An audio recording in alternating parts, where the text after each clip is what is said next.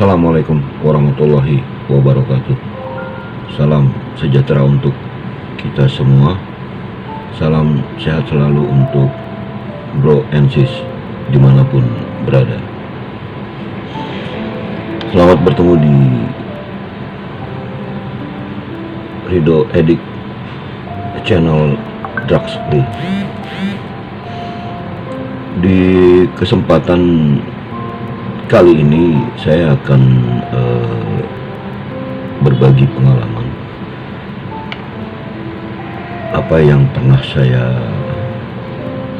rasakan, yang pernah saya alami dalam menjalankan pemulihan. Yang saya akan sampaikan di kali ini adalah relapse prevention, itu konsep of cravingnya, yang menyebabkan kambuhnya. Yang pertama itu adalah trigger. Trigger itu faktor pemicu. Faktor pemicu itu ada 3. Yang pertama itu place, tempat di mana kita pernah nongkrong, tempat di mana pernah kita belanja, beli barang, tempat di mana kita make, dan tempat-tempat yang pernah kita melakukan menggunakan nafsa. Kalau yang kedua faktor triggernya itu things. Things ini alat-alat yang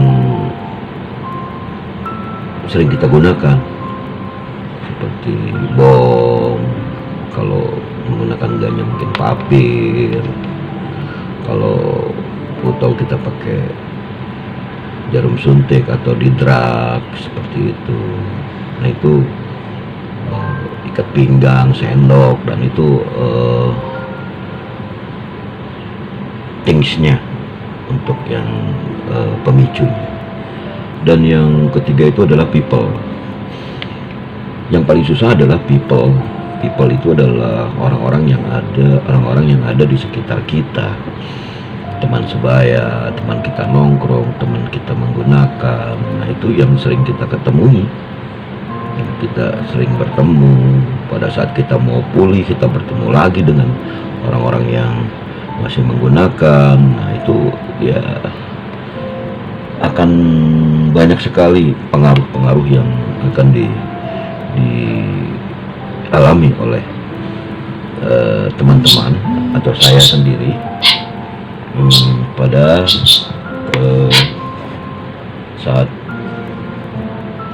menjalankan pemulihan. Untuk konsep of cravingnya lagi bagi relapse prevention itu adalah negatif dan positif emotion, atau ya negatif positifnya dari kita. Kadang-kadang kita punya pikiran negatif, mungkin lagi galau, habis kena marah atau marahan sama cewek, atau ya hati ini gundah. Ini tuh bisa aja menyebabkan kita bisa menggunakan lagi dan kambuh. Kalau positif emotionnya itu pada saat kita gembira ria, lagi senang dan terlalu gembira, terlalu senang, yang akhirnya kita lupa daratan, dan yang itu ya akan menyebabkan kita juga bisa kambuh. Untuk selanjutnya itu social pressure, itu tekanan dari masyarakat.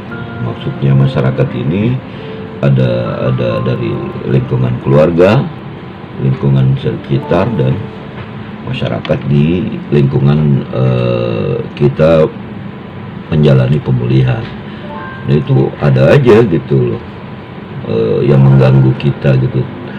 Tekanan masyarakatnya itu berupa ya banyak omongan, bisik-bisik atau apa. Itu merupakan kita nanti akan tidak kuat menghadapi pressure masyarakat yang ujung-ujungnya kita menggunakan lagi gitu ya. Itulah sebab-sebabnya kambuh gitu, karena tekanan dari masyarakat yang belum mau menerima kita dan selalu memprotek untuk masuknya kita kembali ke dalam lingkungan masyarakat. Yang berikutnya itu use of other substance, jadi menggunakan zat lain. Ini juga udah menyalahi aturan yang ada gitu. Kalau kita menggunakan zat yang lain, nanti menyebabkan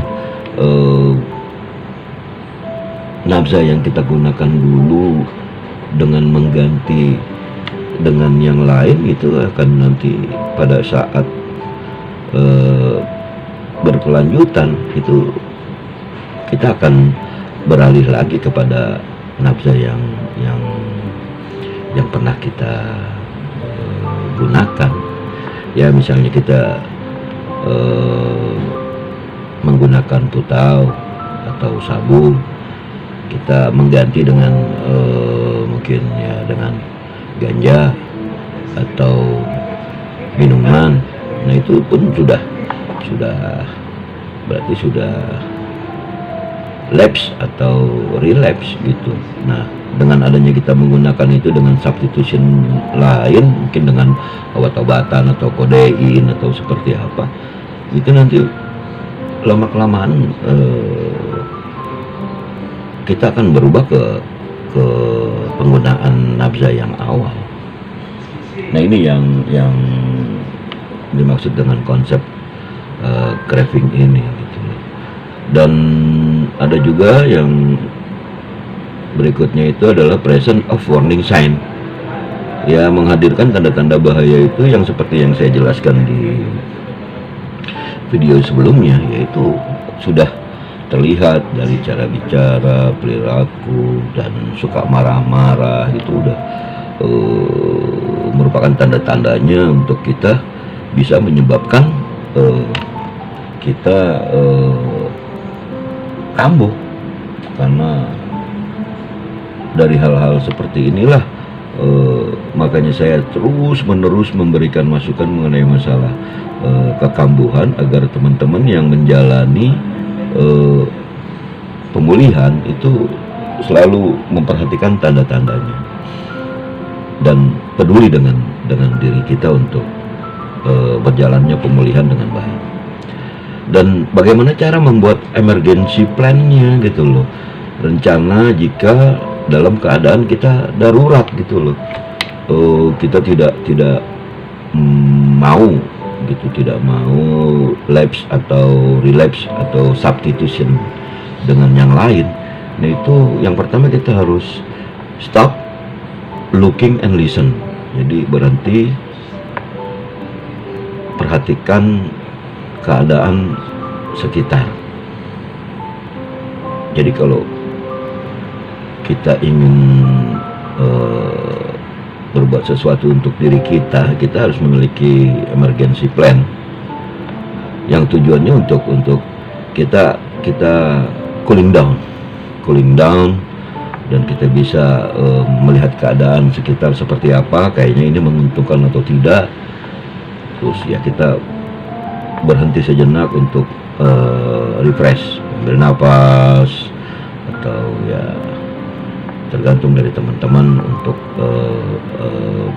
tingkat pemulihan yang diinginkan seperti apa. Kalau saya berhenti, ambil nafas, cooling down, dan ya melihat sekitar suasana seperti apa. Yang kedua itu stop, calm and forgive yourself. Maksudnya itu kita harus tetap tenang dan mencoba untuk memaafkan diri kita sendiri. Wah, tadi gue salah nih, seperti itu. Wah, jadi kita harus tetap tenang dan kita refresh lagi, kita cooling down, dan itu akan bisa membuat emergency plan kita berjalan dengan baik. Yang berikut adalah review your commitment to sobriety. Maksudnya itu meninjau ulang komitmen tentang ketenangan hati itu. Benar nggak sih nih gitu loh, yang gue udah buat dan gue rencanain sesuai nggak sih gitu. Terus ketenangan gue dalam menjalankan pemulihan gue ini udah sesuai apa belum sih? Kalau memang belum ya ditinjau lagi seperti apa, dan dicari kekurangan yang kita butuhkan untuk pemulihan kita. Yang berikutnya adalah analis the labs, menganalisa kehilangan apa yang hilang dari yang kita jalani dalam pemulihan itu. Mungkin stepnya ada yang tertinggal dan kita lupa.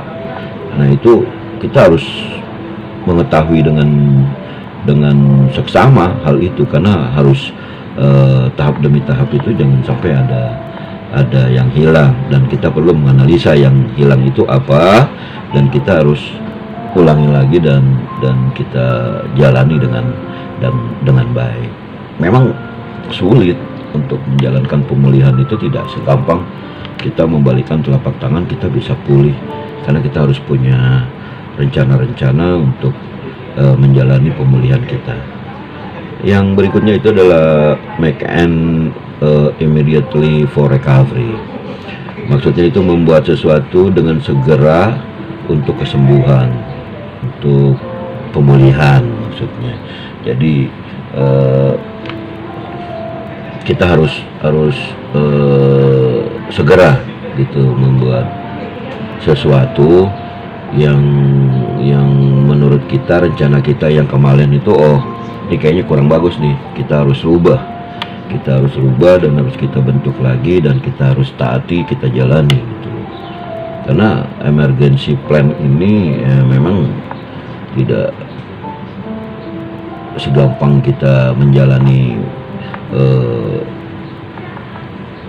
seperti apapun gitu, karena pemulihan ini sangat sangat kompleks, dan perlu kesadaran dari diri kita untuk menyadari itu semua. Dan yang terakhir itu ask for help. Kalau memang kita tidak kuat, tidak mampu, dan tidak sesuai dengan rencana, untuk perubahannya kita tidak bisa membuat rencananya, kita minta bantuannya itu biasanya yaitu kita kepada konselor kita, dan kita konsultasikan lagi, konseling lagi, dan kayaknya nih perlu ada perubahan nih bro gitu. Jadi rencana pemulihan gue harus kayak begini, kayak kemarin kayaknya mentok, kayaknya ada masalah, dan gue nggak bisa settle di situ, mungkin berarti harus dirubah rencana gue. Nah, itu harus kita cari untuk meminta bantuan kepada siapapun yang bisa memberikan bantuan kepada kita untuk pemulihan. Mungkin itu yang bisa saya sampaikan mengenai masalah sharing yang saya jalani mengenai masalah relapse prevention, konsep of the craving. Apabila ada kesalahan dari pembicaraan saya atau bicara saya, mohon dimaafkan. Niat saya tidak ada maksud apapun. Niat saya adalah memberikan masukan kepada teman-teman dan sharing, berbagi apa yang pernah saya alami dalam pemulihan diri saya. Terima kasih atas perhatiannya. Jangan lupa subscribe, loncengnya, dan like and share videonya. Terima kasih telah menyaksikan Rido Edik channel Drug Free. Assalamualaikum warahmatullahi wabarakatuh.